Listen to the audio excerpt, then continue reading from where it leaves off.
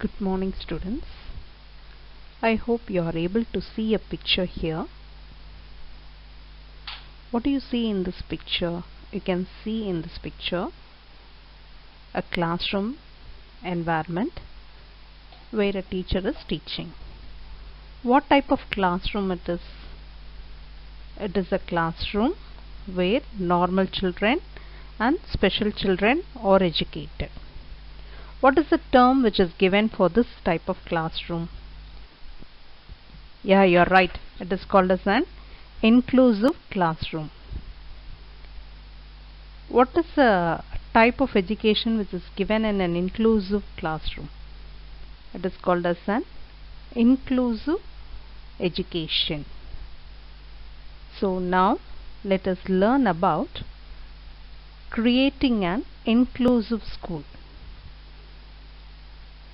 You know that school is a place where children receive their formal education.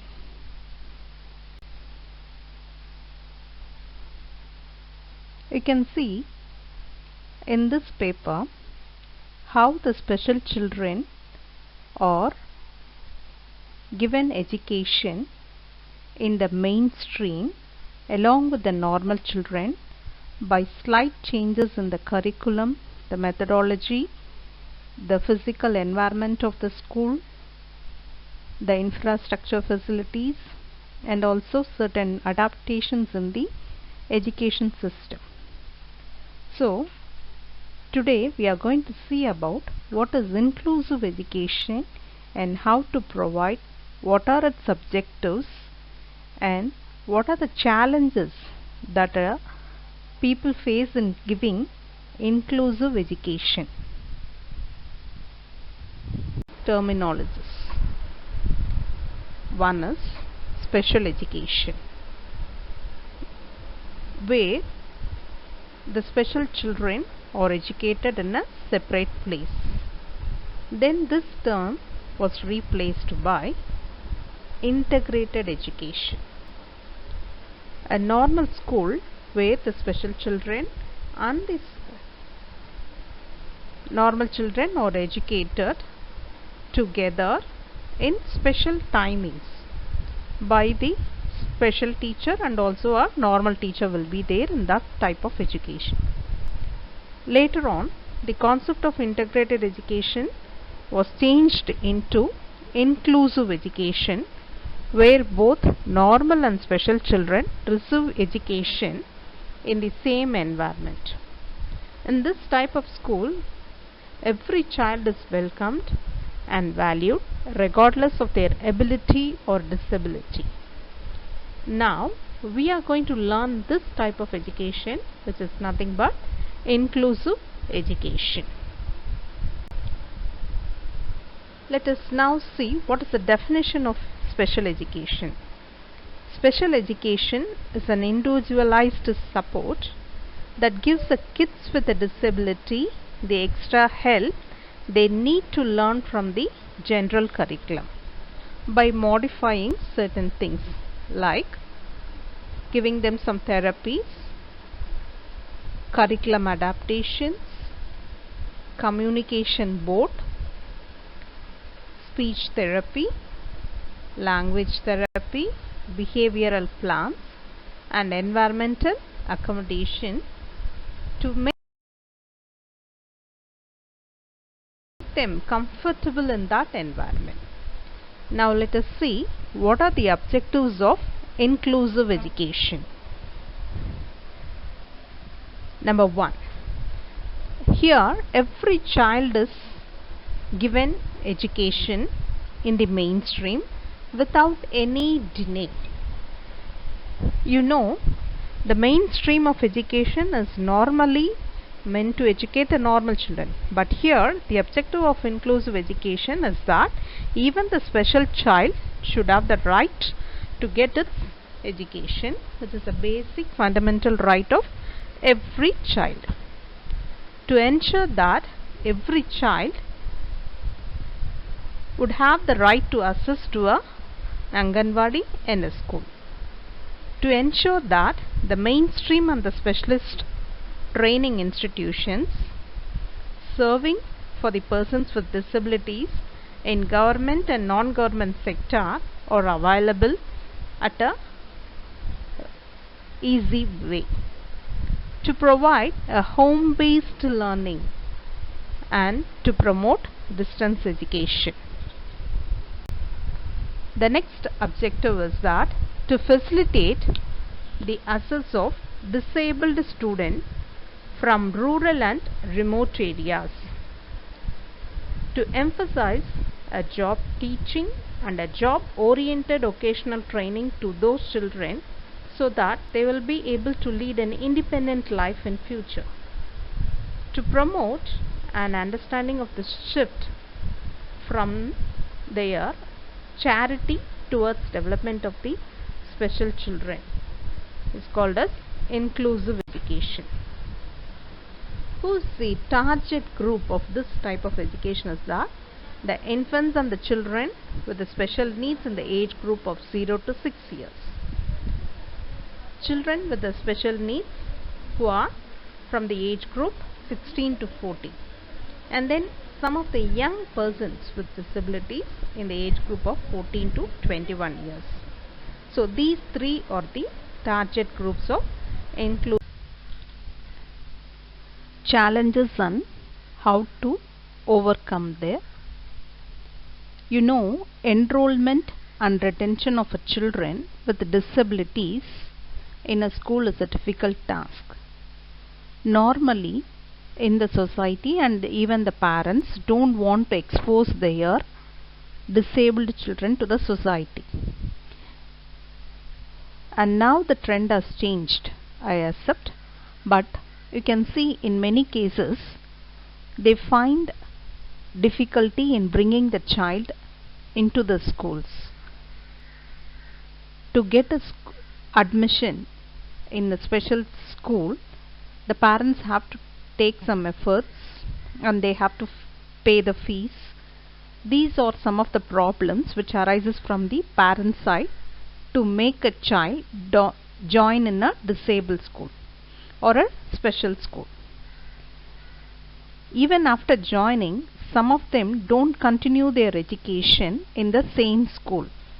They have been stopped from education either due to financial problems or family problems or any other health issues of the special child. So we have to find some strategies to overcome them. What are the things which we can do? First, you have to review the existing program. Just analyze whether the current programs are applicable in nature, and then we can create general awareness in the community. You can arrange for some programs, you can go for a seminar, or you can just go for a rally to bring an awareness among the people to educate the special child. Then ensure the enrollment and intervention for all the children with special needs. First, we have to take a survey of the special children present in a locality and whether everybody is able to get their enrollment, that is nothing but get admission into a special school or a normal school. And how we can do this is to provide them free and a compulsory elementary education. 6 to 14, as per the norms of Indian government, we have to provide free and compulsory education. So these special children are also have the utility to make use of this right. And then we have to ensure physical access for the children and the youth in the school and the disability. You can see the school system, the school buildings, everything has to be changed and modified a little bit to accommodate these special children. You can see we can arrange for a ramp instead of a staircase in a school building so that the special children will also able to reach to the building. Then they need to have transport facilities. The classroom cannot be like the normal classroom. The classroom has to be modified so that the special children with a wheelchair could also be able to sit inside the same classroom. So these are the physical assets which could help this enrollment and retention of the children in the mainstream education system. Then, providing a need-based education and other support in the mainstream schools in order to develop their learning and abilities. You can see these special children, they are not like the normal children. You have to do some activities, give them some special program, so that it will provide them some need-based education. You can't just stick on only to written examinations or written homeworks given for the special children. It has to be modified into an inquiry-based teaching, project work. Like that, when we shift on to that, these children are also able to get their education.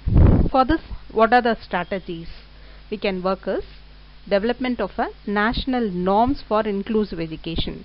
All throughout the nation we should have some common norms. Norms are nothing but the rules, so that the inclusive education given at any place of the country will be the similar and it is easily accessible for them also. Then provide input in all the pre-service and service training for the mainstream. You have to educate the teachers. That's very important. Even a normal teacher with a B.Ed curriculum should be able to teach for the special children. You have to provide them. That's why we are having this paper in our syllabus. Then appropriate resource services support. We have to arrange some appropriate resources. We can go for some special teachers, specialized people, and make them utilized in our school to train the special children. Put in a place an effective communication and a delivery system. We have to give them an effective communication, convey the things in a very fruitful and a easy way for a special child to understand it, and then put into practical utility. Then support higher and vocational education through proper implementation of the existing reservation quota in all the educational institutions. We have to already we know that we have some quota reservation for this physically disabled people in any type of institution. So that should be given. It should not be bad. Okay, and we have to create an environment where they won't find any barrier to come to the schools and learn. Then for this, ensuring the physical access for young persons with disabilities in college and educational institutions. You know, in every institution there is a reservation which is given for the physically challenged people to get their education. And what is the second point? Facilitate college and vocational education. Vocational education is nothing but an education which trains you for earning money or earning your livelihood bread. Is it not? You can see these people, though they are disabled. In the picture you can see some of the disabled people who are working in organizations to earn them. They are working in a car company, or they are making a furniture, small craft works, and they are doing something to earn their livelihood. And you can see this implementation should be done, and they should be given some special extra timings and timing and support materials during their examinations, so that they will also be able to compete with the normal children in the public examinations and others. So what we try to conclude is that if you provide all these things, inclusive education can be possible. What are they? Enrollment and retention of all children with disabilities, providing a need-based education and other support in the mainstream schools to the children. Then support higher and vocational education through proper implementation, and the disability focused research. We have to implement more research and find out what are the ways in which more disabled children or special children can be educated in the institutions. There are some internal barriers. These are nothing but which are present in our human mind. They are nothing but the attitudinal barrier. The attitudinal barrier is nothing but the vision of the people the people think that why a special child needs education. It is not necessary for them. Let them be in the home itself. So this attitudinal barrier affects the education of a disabled child. You can see the physical barrier. What is that? They don't have the essential locomotor facilities or the instruments to make them walk, run, speak, like that. So they are the physical barriers. And you can see the third one is inappropriate curriculum. Inappropriate curriculum is nothing but the curriculum which is not suitable for the special children. And then we could see untrained teachers. Teachers should also be ready with the things. They should also know how to handle a special child along with a normal child in a better way. And then we have to bring some changes in the organization of the education system so that it is very useful for the special child to get its education. So what are the internal barriers? Attitudinal barrier, physical barrier, inappropriate curriculum, untrained teachers, and poor organization of the education system. Thank you.